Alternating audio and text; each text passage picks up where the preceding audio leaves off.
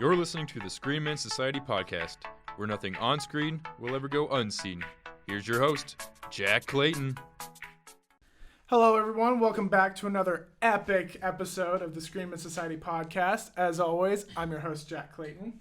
Hope that intro wasn't too out of character for you guys, but hopefully it develops into something bigger, because today, perfectly, we are talking about character development. Woo!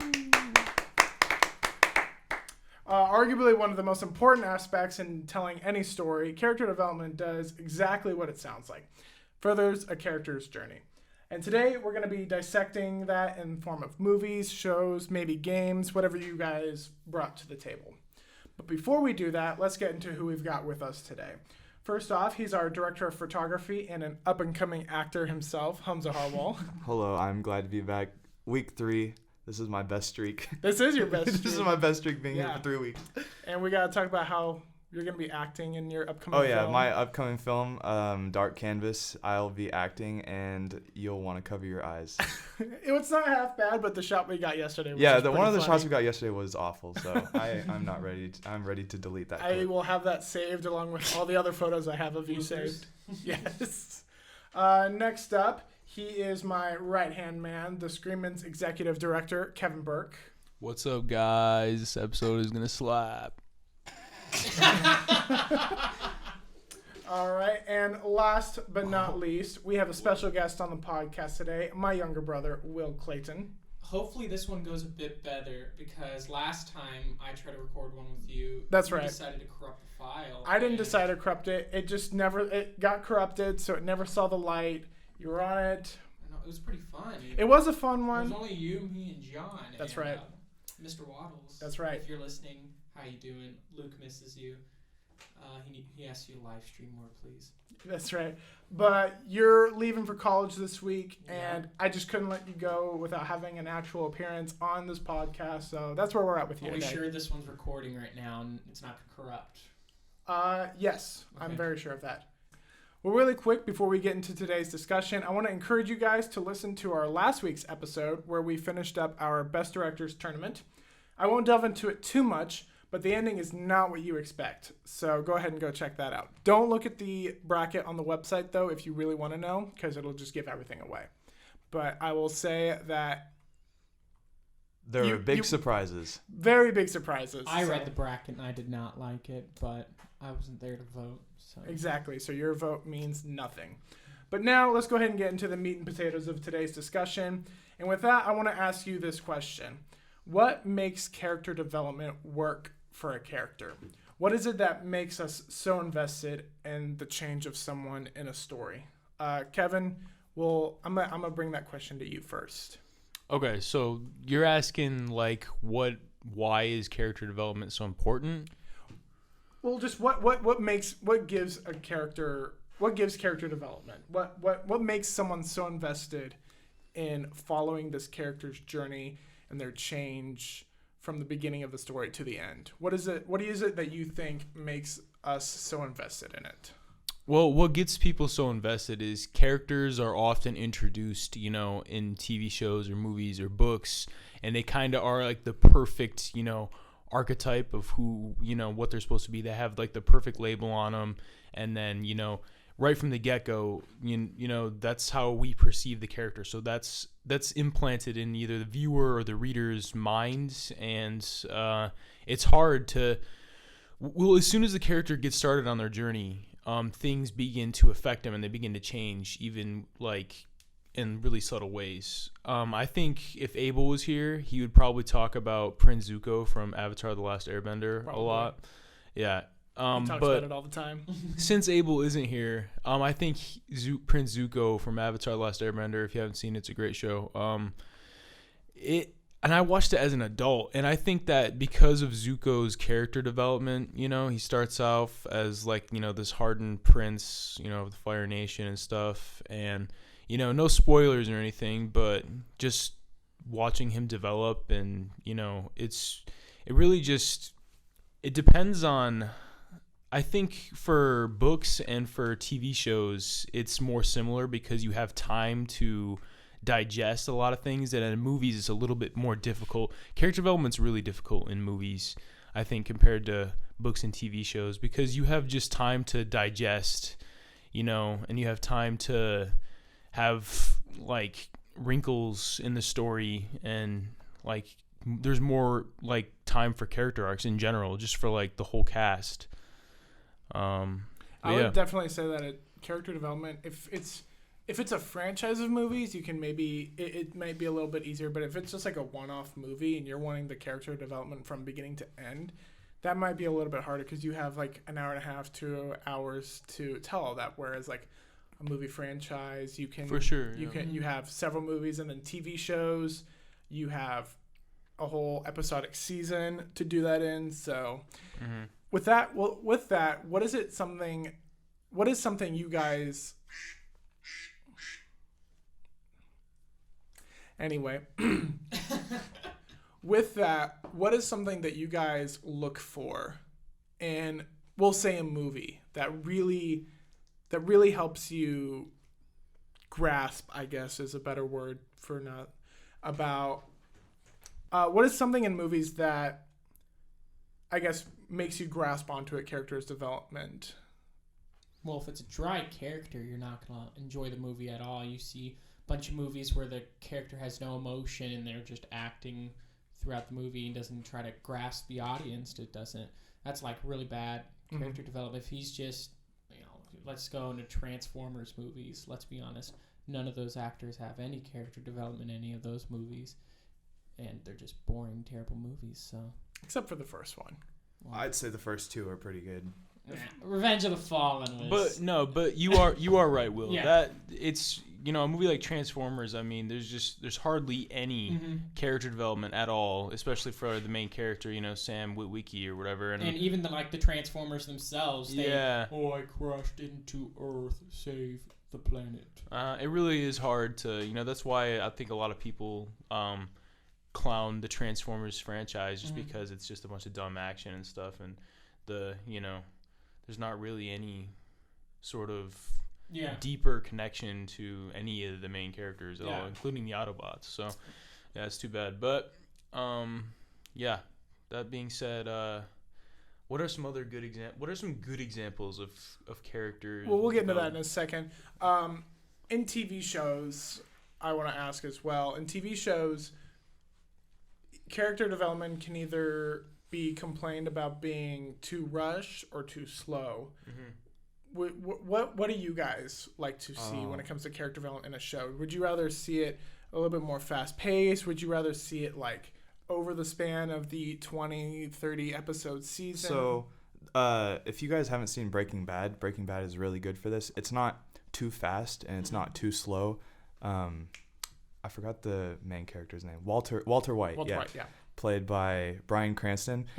The whole show runs 5 seasons, but in the first season it's pretty slow. Like he's for those who haven't seen it, he gets cancer, and to help his family he begins making meth. He's a science teacher who begins making meth and selling it.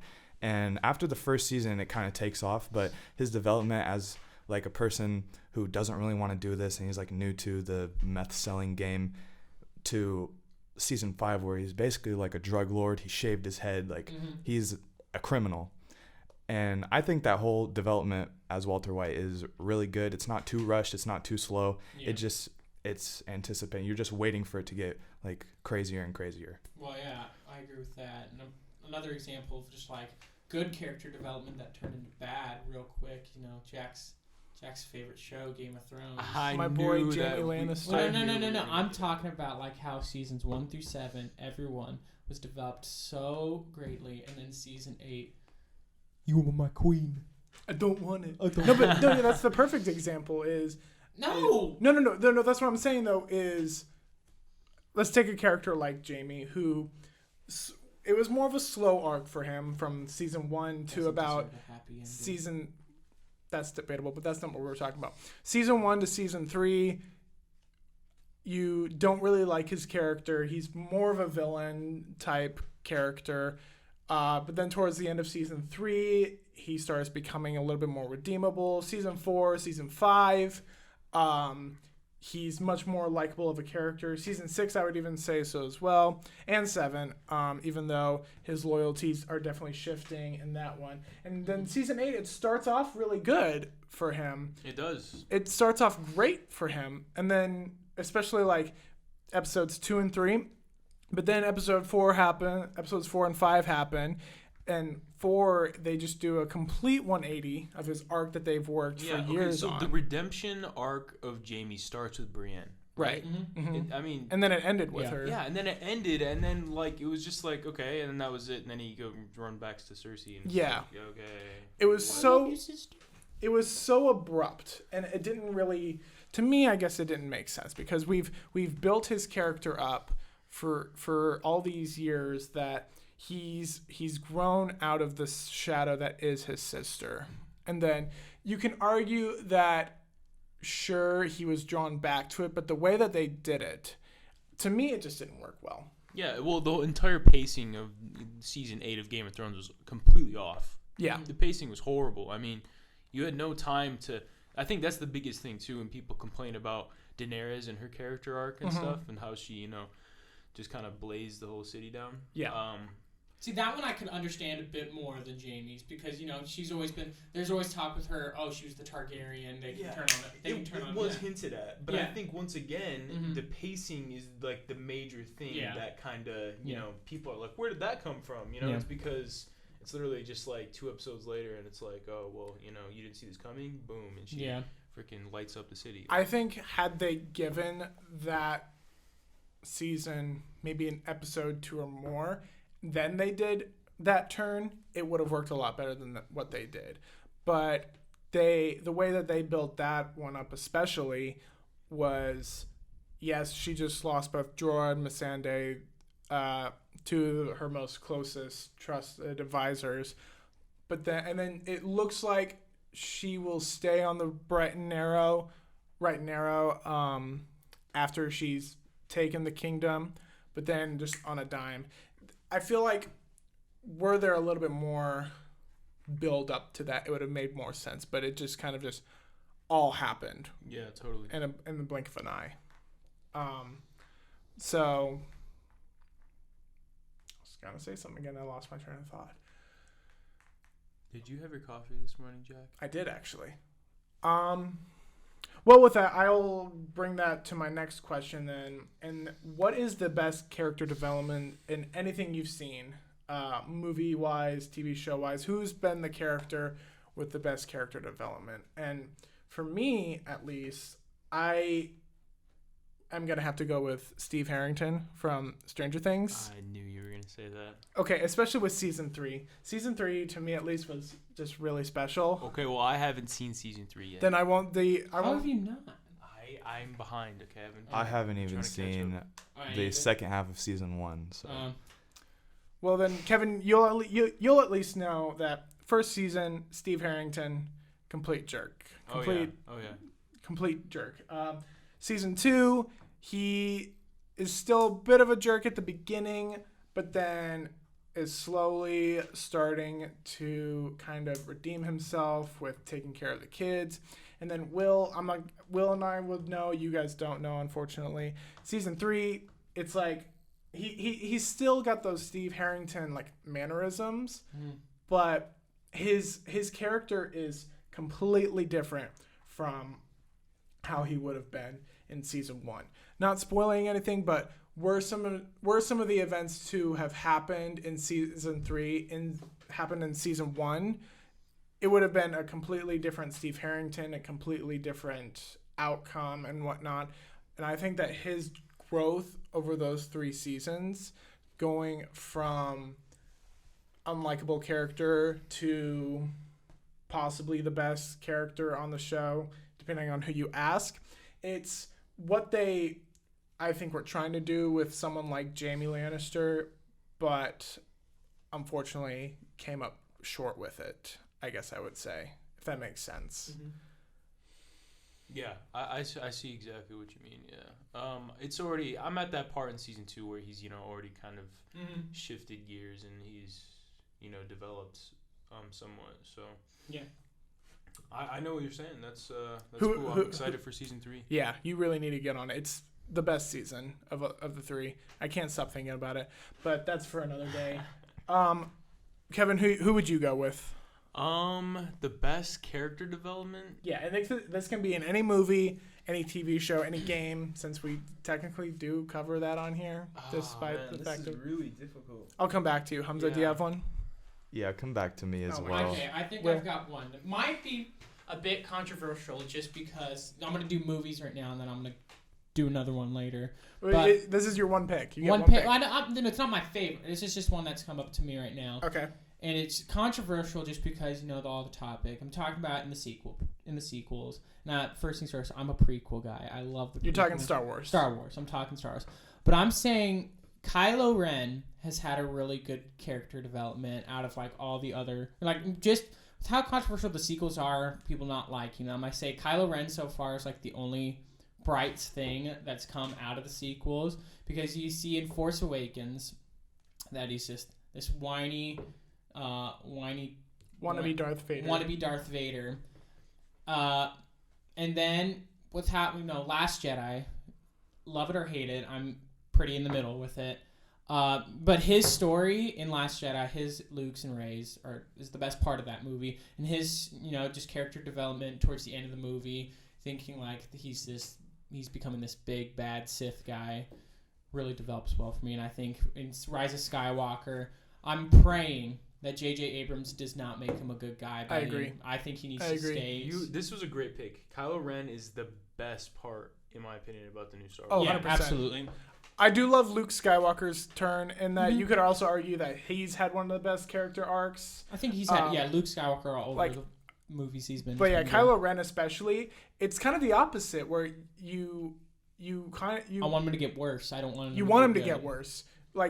Every other villain in anything, you kind of hope that you always have the stereotypical, there's still good in him. I can do that. With Kylo, I kind of agree. There shouldn't be that. I feel like he should be that true villain I think he should be that true villain to kind of solidify what Luke Skywalker was talking about. The Jedi were pretty crappy people still in their movies. Except for Obi-Wan. He's golden. Well, he's golden. yes, Best he's boy. amazing. Golden boy Obi Kenobi. Yep. But I think that, do I wish there was still hope in Kylo Ren? Yeah, but I think because of the corruption of the Jedi and the corruption of both the Sith, he's going to be torn apart, and he's going to be always that bad guy, not knowing what's good or not knowing what's bad. He's just always going to be, torn. He's always, I hope him and Rey don't find any solace together and we can solve our differences either. Stop shipping Reylo. It's not going to happen. No. Yeah, that's just weird. That's just weird. Especially if they are related, which I hope it's not. I'm kind of hoping, because in Last Jedi, Kylo Ren really didn't... he hesitated for a second, but he almost killed his mother too, without hesitation, because he killed Han Solo. Spoilers. And then when the whole spaceship battle thing was going on, he kind of hesitated first when he looked at Leia when he was about to blow it up, but then he just did it. So I kind of hope in Rise of Skywalker he's the one who kills Leia. It will be interesting to see how they do that. They may do that, and maybe that's the thing that'll solidify him as the true villain. I would definitely like to see that. But yeah, I think a character development of keep going on with being bad guy. I agree. Really they can't just recycle, because Darth Vader turned good at the end of Return of the Jedi, and you can't just. This really would be a complete cycle of. Well, then you have Last Jedi in the middle that flipped off the whole Star Wars universe and was we're going to divide you. We're not going to create a Star Wars movie. George Lucas has always talked about there being poetry. I feel like it would be kind of poetic from all 3 trilogies. So you start with Anakin going good to bad, then you have bad to good. I feel like it'd be kind of interesting to have someone go bad to bad, essentially. That you have your main villain starts off good in the prequels, then your main villain in the originals goes from bad to good, and then in the sequels, I think it'd be kind of interesting to see bad to bad. So, but I have a feeling it's Disney right now, and this sequel has been really towards the kids stuff. So I have a feeling he's going to turn good. Disney hates being really like sad and like Yeah. gruesome. They don't know love about like that. super happy stuff, ending things on a high note. They won't just make him. Yeah, they'll turn him good, which is really sad if they really wanted. We don't know. I wouldn't be so sure. I wouldn't be so sure. Yeah. Hopefully, Well, if it's they- a red herring with the whole Emperor stuff. I hope if they do, then I'm calling J.J. Abrams the worst director ever because Palpatine does come back. Everything Anakin stood for in the first 6 movies was completely wasted. Exactly. I don't understand how he can come back. It doesn't even make any sense. I know, that's what I'm saying, but like, because Anakin was the chosen one, he defeated the Emperor, and if he comes back, it's all wasted. Exactly, He and was that's never for the another chosen one. discussion. But that's another discussion. Yeah. Kevin, I'm hoping you think of thought of one. So let's come to I you thought next. of one. All right, so I'm gonna go with sort of the manga anime side of things. I'm gonna pick Sasuke Uchiha from Naruto. I don't know if you're familiar. Yeah, Straight over the head. I figured you guys would probably not be familiar. Educate us then.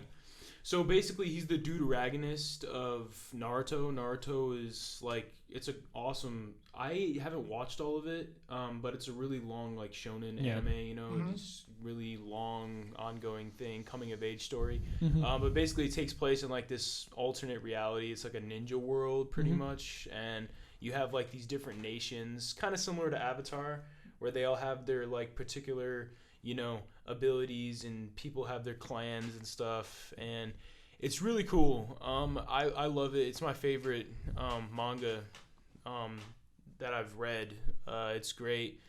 It's sort of like Harry Potter in my mind, to where, you know, it's reached that level of popularity where people grew up with it, and it's just kind of, you know, a staple of this generation's, I don't know, coming of age, you know, group of stories and stuff. So, yeah, I just chose Sasuke because he's the deuteragonist of the story, and sometimes he, you know, his character development is like even stronger than Naruto's. You know, he Give us an example of that. Yeah, I'm about to. He Okay. basically, his clan was murdered by his older brother when he was a child. Okay. And so he grows up with like this hatred and this animosity for his brother, and that's like the only thing he lives for is like, yeah, I have to take him out. And so that's what, you know, we go in to the story with, and that's like his intro. He's super edgy, and basically, like, his main purpose in life, he thinks, is to just become powerful enough to kill his brother. And then, you know, we see him and his brother trade off throughout the series, and, you know, they fight, and it's basically like this dynamic between him and the main character Naruto, and it becomes a rivalry, even though they're teammates and best friends. And we see him just, you know, trade off throughout the series, trying to become better than the other, and it's like the classic, you know, power hungry, you know, character sort of at first, but things just become super dynamic because, you know, things aren't what they seem, you know, and his brother, Itachi. I don't want to spoil it if you guys think you'll ever get into Naruto? No, I don't watch think anime. I would just have to be like with someone like you who knows, like, can explain it to me. Otherwise, it's just like watching a cartoon. Yeah, it's just like I've never seen Last Airbender, and it's like a TV show I want to get into just because everyone tells me how great of a TV show. Okay, well, I watched that recently as an adult because Abel and like Jordan, you know, suggested it to me. I know, but where do you find it? Hold on, sorry, I'm going off. Yeah, I can't it find You it. can't. I know there's like one like You can buy it. pirated kind of like, you know, it's a third party streaming it. You can buy it at Best Buy on Blu-ray, all the seasons for $30. Oh, that's not too bad. It's not too bad, but No, It's Well, then- great. It's great. Cool. And then Hamza, you've had your time to think. I'm coming to you last. I'm torn between two characters with kind of equal rise ups or downfall depending on the way you look at it, but I'm gonna go with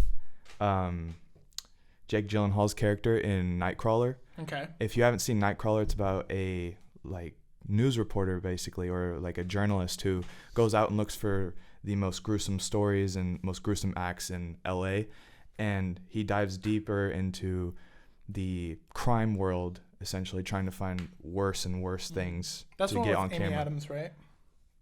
I believe so. Yeah. Yeah. I was torn between that movie and Henry Hill's climb to his character development in Goodfellas, Ray Liotta. But Yeah, I'm going to go with Nightcrawler just because I love Jake Gyllenhaal and I love the dark edginess of the movie and just how much he really, like, affects other people, like, influences other people to just keep doing what he's doing, and he's so selfish about it. Mm-hmm. But what is it that stands out about his arc in that story that really... It's his, like, relentless, like, I'm going to do what I want Mm-hmm. and F everybody else who gets in my way. And he even, like, acquires a person to help him do what he's doing. And it just... If you've seen the movie, it goes really downhill, but Yeah. it's really good, and I like his character That's a a lot. really interesting pick. Yeah, not one I would have thought of just because I haven't seen it, but... I did have one more thing to say about on like Sasuke though. Like Okay. so in comparison to him and Zuko, well, I didn't get to finish like why he's my favorite like Mm-hmm. character development arc in like media in general. Mm-hmm.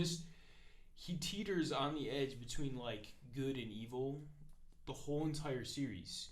And it's like Prince Zuko like magnified. Like everybody loves Zuko's arc in Avatar, but in my opinion, Sasuke's is better. That sounds really interesting. It's really interesting when a character like can't pick. Yeah, that's how it is, and it's great, and it's so realistic, because people honestly don't figure out. Am I good? Okay, they don't want to. It's hard for people to pick before they're developed and they're an adult. People struggle really hard with becoming who they want to be, and I think Naruto does like a great job. Masashi Kishimoto does such a fantastic job with keeping his character on the in the middle. It's crazy. No, yeah, definitely. Well then, naturally, I want to bring the question the other way around, and I want to ask you guys, what's the worst character development you've seen in anything? And Will, I'm going to come to you for this one first. Okay, so I'm going to go to the video game side just because I was thinking of stuff, and I was just thinking of great games with great character development. And then I was thinking, Telltale, the crappy gaming company that's no longer, started off with some great games that had great character development. But then you go to every Telltale game that were like the last games. You have the last 2 seasons of The Walking Dead, all like the Batman Telltale games, all the other Telltale games. They were terrible because there was no character development in any single one of those games. I was more invested into The Walking Dead Telltale games, and you have the first 2 seasons that were like the first season won Game of the Year, I think, when it came out. It was just told very well. Second season was done very well too, just not as good as the first season.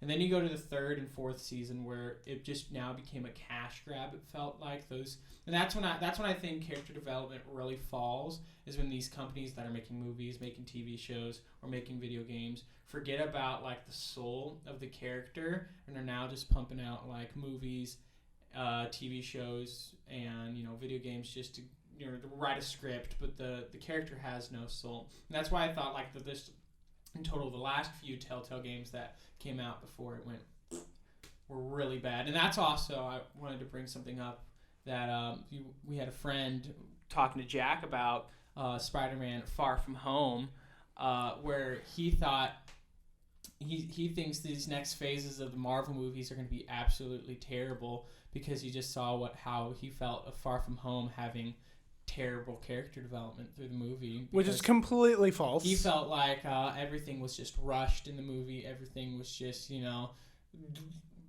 riding on the fact that Tony Stark is dead.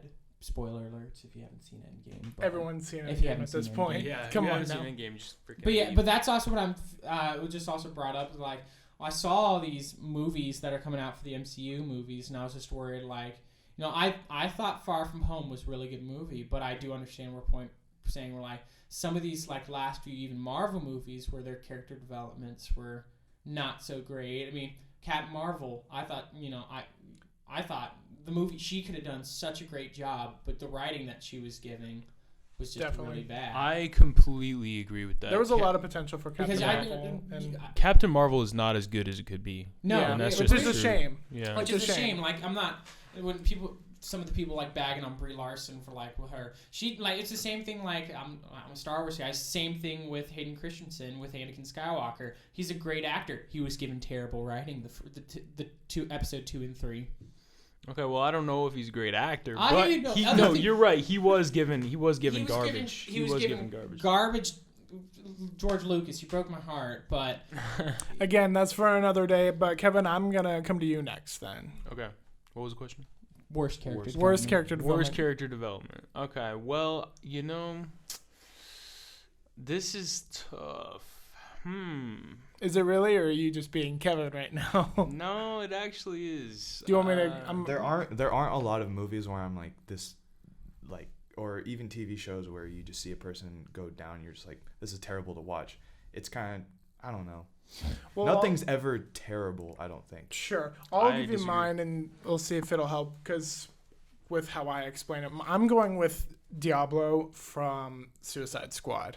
I did not like his character development because everything about that movie. About that movie is pretty bad. But here's the thing: is the one thing I keep thinking of when I was thinking about this question is they have that scene in the bar where like that's supposed to be like their big emotional moment where they're all like unloading their baggage on each other, and you have that, and then you have him explaining like his tale of woe, if you will. And it's supposed to impact them later in the final battle when he gives himself up, because I can't remember exactly what the line is, but he says he's already lost one family, he's not going to lose another one, and then he more or less not living anymore. Let me start that over. He more or less gives his life up to save everyone else, and I think they were trying to go for an emotional moment there after given that moment that they had earlier in the bar, but I felt like it just didn't do anything. It was supposed to be an emotional death, but the way that him and some of the other characters were written in that movie, any emotion that was supposed to be felt over his sacrifice was lost just because we didn't have any real build-up or connection to this character. And that's something I think really sucks when there's not good character development, is there's no connection to said character. And I think Diablo is a prime example of that. Well, first of all, I mean, you're canceled for bringing up Suicide Squad, so I'm gonna have to ask you to leave, Jack. No, I'm the host. It's not my fault. Some sort of reverse Suicide Squad. It's not my fault. You're a diehard DC fanboy. Suicide Squad's bad. It's not even worth talking about. It's one of those movies that you'll watch it on a Saturday afternoon. It's like always on FX, and it's like it's one of those FX movies. It's like that, Pacific Rim, and Snow White and the Huntsman. Snow White, just like some of these like bad like blockbuster. And then movies. Transformers. 9:30 p.m. Transformers 2. Yeah. You guys watch too much TV. Only on FX. Man, this is a tough one. I really can't think because there's so many to pick from. Like literally, there's First terrible. one that comes to your head then. I want to pick a Game of Thrones one. I mean, that show has like great character development, so it's actually a little bit tougher. But I guess I'll have to go with man, I really don't know. Give it a little bit more thought. Hamza, I'm gonna come to you then. I'm gonna go with something pretty recent, which is the Red family in Us, the opposite family, because I think controversial. I think I forgot her name, the actress. Lupita Nyong'o? Yeah, her opposite was terrific, but the others, you didn't really get a story about them, and I feel like they could have explored that a little bit more. Well, I think that was the point with that, was she was not from that world. Right. The Tethered were all more or less mindless beings, zombies, if you will, and they were always like that until Lupita's character came along and got switched. Spoilers. Yeah, I guess you could say that. So that's why she stands out more than any of the other ones. I just left the theater and my first thought was, well, I didn't learn much about the other ones, but I guess just calling them like zombies. There's a lot to be given to the imagination with that movie in terms of like how it ends, how it all began, because they don't even explain how the Tether were created. You're left to believe that maybe it was a government experiment, maybe it was something. They don't really explain that. I think that's one of the best parts of that movie, is there's a lot to be left to the imagination with that. I'm actually gonna add another one, Okay. and it's also kind of recent. It's Bane from The Dark Knight Rises.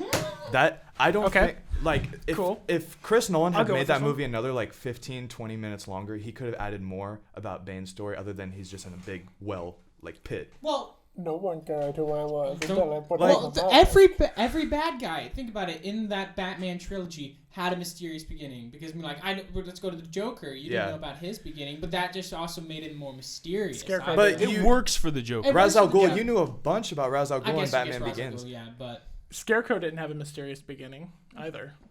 like the last two, I'm just talking. I didn't sing it. I guess I like- can't be blamed for Chris Nolan doing that, but I would have just appreciated When more. The Dark Yeah. Knight Rises is your lowest movie in a plethora of other Well, movies Jack, you you made. think So Ben Affleck Yeah. Batman's the best Batman? And I that do brings not. me- that I do brings- not. and that I do brings not. me- Wait, you think No, he's No. changed it to Michael Keaton now, and that's changed it- that's I arguably love worse. Keaton. So Oh, Wait, you don't like shush. Keaton? Hush. no, the thing is that Keaton isn't bad because he was the first, Yeah. guy. It's the only argument is between Bale and Keaton.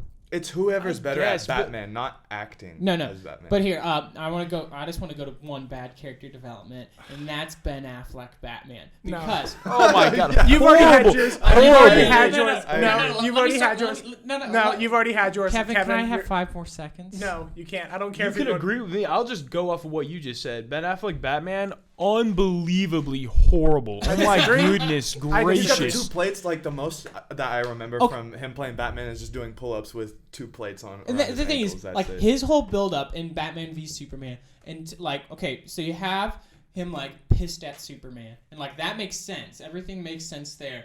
And then you see him just like I remember when he said, "Do you bleed? You will," or something like that. But that was cool. I would admit that. But then you get to the darn Martha scene, And it's his- like, why did you say that name? And Martha it's just, said, and his whole hatred for Superman turns on a click because their mothers share the same name. yeah, and then he's like, oh my god, Superman's like human. And then he, is like, don't worry. And then like we're blessed with like the only good scene warehouse from that fight movie, scene. the warehouse scene, which is arguably, amazing. It is amazing. It's okay? amazing. It's Believe great. me, I hate that movie, but that scene is amazing. But then you go to Justice League. yeah, and that's he's terrible. And It's I'm completely talking different. about Yeah. Bruce Wayne and Yes. Batman together. I'll agree with that. Totally different character. Totally different. completely. Yeah. Terrible. There's no edge. He's boring. He's uninteresting. I would say He's the- all about saving the world now, and you see in Batman v Superman, he's solely just trying to get. He's a revenge on the vigilante. He's a vigilante who's like trying to get revenge. Who's affected the ones closer. Like you see him like getting really mad at people because Robin died, and he's going after all these thugs,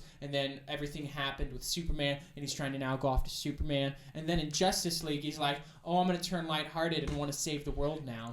as bad as Suicide Squad is, I'll say Batman's development from Dawn of Justice to Suicide Squad is better than his from Dawn of Justice to Justice League, because it's I would say that Batman is a completely different Batman than Well, we no, saw. if you go to the Suicide Squad Batman, that goes like that takes me. That's more of like that class. takes me between Batman v Superman and Suicide Squad. Or is that before Batman v? No, it's between v Superman. It's and, between. He's So, in like- the movie for like 5 minutes. He's in it, but it's a completely different Batman than It we is. got. It is totally different, and that's the thing is that they. And I think it's a better. But that one, wasn't the honestly. Batman that universe was trying to go for. They were trying to go for the Batman that kills and like all the this, DC this, and that. extended universe is canceled, and the reason why is because Justice League didn't know they were trying to model it after the Avengers so They rushed the closely character, that they were like, well, Batman, now you're just Tony Stark, and they were trying to give him those charismatic Robert Downey Jr. type lines that are witty, and it's just like, yeah, it's the same formula sort of. Captain America is pretty much kind of like the Superman of Marvel, and Batman and Iron Man are really relatable. They're the billionaires that have special suits and tons of weird technology that they can mess you up with. Okay, great. But the thing is that Batman is such a different character than Tony Stark. yeah. They're not even remotely Exactly. similar. One is a brooding, he's Batman. He Literally. wants I don't to even kill have to people, explain honestly, this. more. Yeah, like he's just an angry. He's on the side. Okay, I've never viewed Batman as the leader of the Justice League. Okay, there's always been 3 leaders, and I've always seen Superman and Wonder Woman especially Wonder Woman. You're saying that more. the Trinity has always been the one that has been like they share the title of leader of the Justice League? Yeah, Okay. exactly. I have never ever like been like this person is the leader of the Justice League just because it doesn't seem It's not like we're the Avengers where you can define a leader in someone like Iron Man or Captain America. right. Yeah, even though he's like actually he's the boss and he's like talking about Captain America. I've always seen it sort of that same way with either Wonder Woman or Superman, kind of just because they have a leader vibe. Batman, he's the dark, shadowy figure, he kind of oversees everything, but he's not front and center. That's not his style. That's not the way Batman is. The three of them balance each other out perfectly.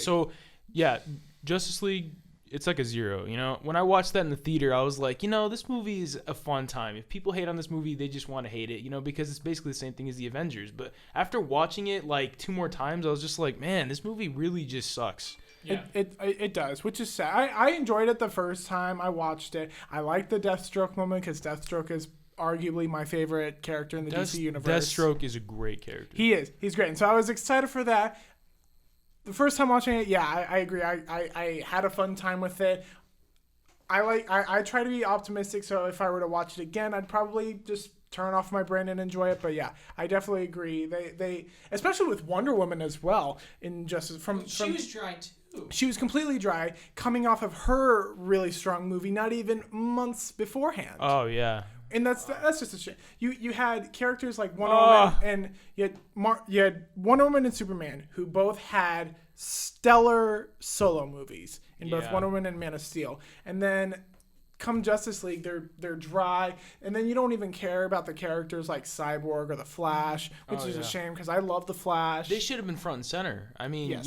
if you're gonna introduce characters in a movie without giving them when it is a team up movie, and you're not gonna give them a movie before the team up movie comes out, then you gotta pull something to try and make them interesting and for sure stuff. Definitely. Well, I'm going to get us off that before we rip each other even more on that. Yeah, let's stay away from the Ben DC Affleck universe. Batman is the worst. The last thing I do Terrible. want to talk about, though, is the future. Because here at the Society of Screenmen, we like to look forward to the future of things, whether it be analytics in the shape of Abel or projects in the shape of Hamza or anything like that.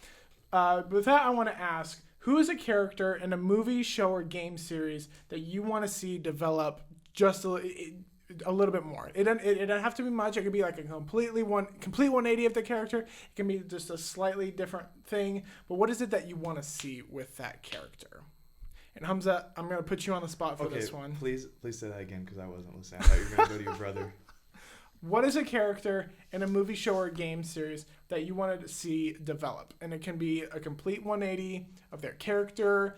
It can be just the tiniest bit thing. But who is someone you would want to see develop, and what would you want to see with that character? I'd want to see Venom, like his story told, like him. Are you talking about the Tom Hardy one? It doesn't even have to be Tom Hardy, but I would just like his character to be developed more and even added into the like Marvel Cinematic Universe studios, like instead of doing like an independent like Sony film. Yeah, I would really like Venom to have more of a presence in Spider-Man's universe, even if they change the actor and make it to someone who will sign the 10-year deal like Tom Hardy or not Tom Hardy, Robert Downey. Tom Holland. As Spider-Man. If 10 they years? well, he's like the amount of movies they're making him do is gonna extend past like 8 to 10 years, I think. But even if they did bring Tom Hardy back, I don't think he's great as Venom. But I really liked Venom, so I'd like to see more. Venom of is in the same way as Justice League, where I can enjoy that movie if I just turn my brain off. It's very much that. It's a terrible movie. It's not. It's bad. It's bad, but it could be good. It could, and that's kind of something I'm hoping is something that could possibly improve with Andy Serkis on board for Venom That is 2. very interesting. I It's can't believe Andy he's It was. Andy Serkis is directing Venom 2. Oh shoot! Yeah, he Is this played. his directorial He played. debut? Oh no, No, he Caesar did in Planet of the Mowgli. Apes. Yeah. Yeah. Dude, those 3 movies are underrated, but that's not. The second one. Which one's your favorite out of The first one. the first one? The first yeah. one. It's like the only good movie that like you know how James Franco, he has his comedy movies and then he has his serious movies. Yeah. It's the only good movie. I like, think serious James Franco, movie. if they added him into the second, even third one, it would have it would bring people back. Oh, you guys are talking about Planet of the Apes. Yeah. Oh, yeah. Because Great Dawn was series. great. Mhm. I actually haven't seen what's the last one called? Wrath. War. War. Yeah.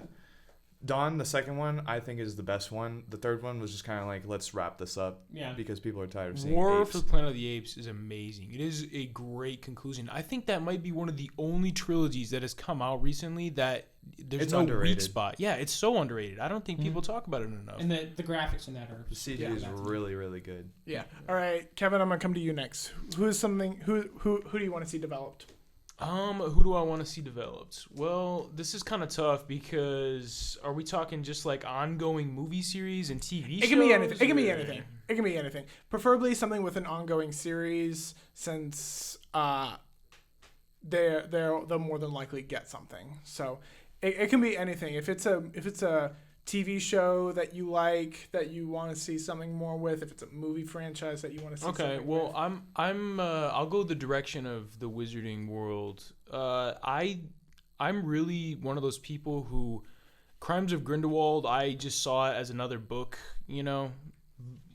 novel to film to screen adaptation. That's the way I saw it. I think that's the way it's supposed to be like perceived, even though there is no books for the Fantastic Beasts series. Sure.